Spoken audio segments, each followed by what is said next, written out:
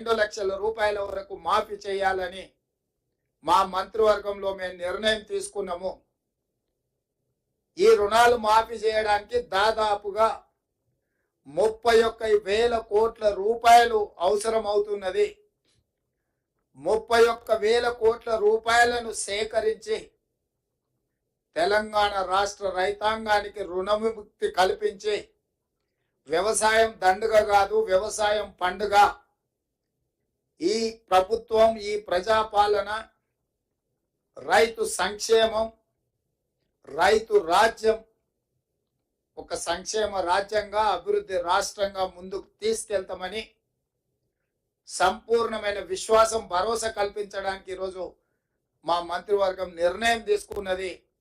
ఆ ప్రకారం ఏకధాటిగా 2 లక్షల రుణమాఫీ చెయ్యాలని మేము నిర్ణయం తీసుకున్నాం. గత ప్రభుత్వం రుణమాఫీ 1,00,000 రూపాయలు చేస్తామని, 4 విడతలని, వడ్డీలు చెల్లిస్తామని రకరకాల ప్రకటనలు చేసి వాయిదాల మీద వాయిదాలు వేసుకుంటూ రైతులను, వ్యవసాయాన్ని సంక్షోభం వైపు నెట్టేసి రైతుల ఆత్మహత్యలకు కారణమైంది. 10 సంవత్సరాలల్లా ఏ రోజు కూడా వాళ్ళు ఇచ్చిన మాట నిలబెట్టుకోలేదు.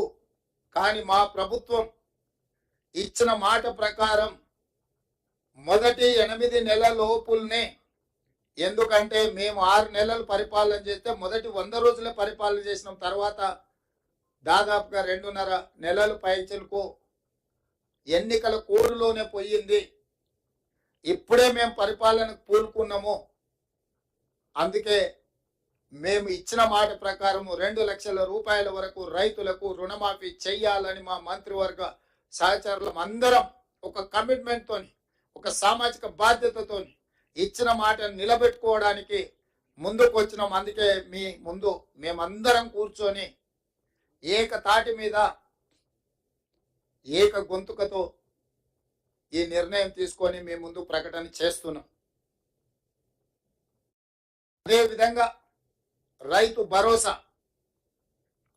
భరోసాకు సంబంధించి చిలువలు పలువలుగా మాట్లాడుకుంటున్నారు. రకరకాల చర్చలు జరుగుతున్నాయి. అనర్హులకు ఇచ్చిందని ఒకరంటారు, నేషనల్ హైవేలో రోడ్లు వేసిన వాటికి ఇచ్చిందని ఇంకొకరంటారు, టాటాలకు, బిర్లాలకు ఇచ్చిందని మరొకరంటారు, ఆగర్భ శ్రీమంతులు జూబ్లీహిల్స్ లో నివసించే ఫామ్ హౌస్ ఓనర్లకు ఇచ్చిందని ఇంకొకరంటారు, గజ్వేల్లో చంద్రశేఖరరావు గారి ఫామ్ హౌస్ కూడా వారు రైతు భరోసా కింద నిధులు తీసుకున్నాడని మరొకరంటారు. ఇట్లా రకరకాల చర్చలు జరుగుతున్నాయి. కాబట్టి మేము 4 గోడల మధ్యలో మా మంత్రివర్గమే కూర్చొని మేమే మాట్లాడుకొని మేమే విధి విధానాలు ఖరారు చేసి ఏదో నిర్ణయాలు తీసుకోవాలన్న ఆలోచన మాకు లేదు.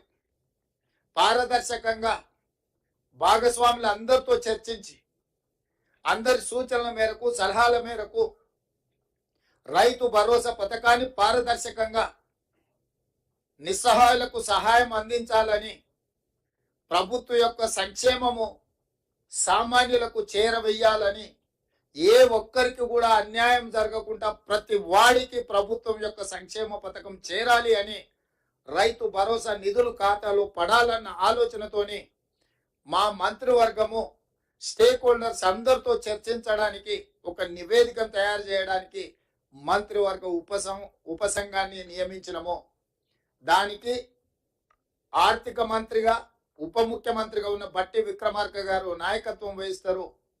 వారితో పాటు వ్యవసాయ శాఖ మంత్రి తుమ్మల నాగేశ్వరరావు గారు, అదేవిధంగా మా ఎలక్షన్ మేనిఫెస్టో కమిటీ చైర్మన్, ఎందుకంటే ఎన్నికల్లో మేము ఇచ్చిన హామీలు వివిధ జిల్లాలు, వివిధ ప్రాంతాలలో పర్యటించి ప్రజల యొక్క సూచనలు, సలహాలు పరిగణలోకి తీసుకొని ఎన్నికల మేనిఫెస్టోని తయారు చేసిన సహచర మంత్రివర్యులో శ్రీధర్ బాబు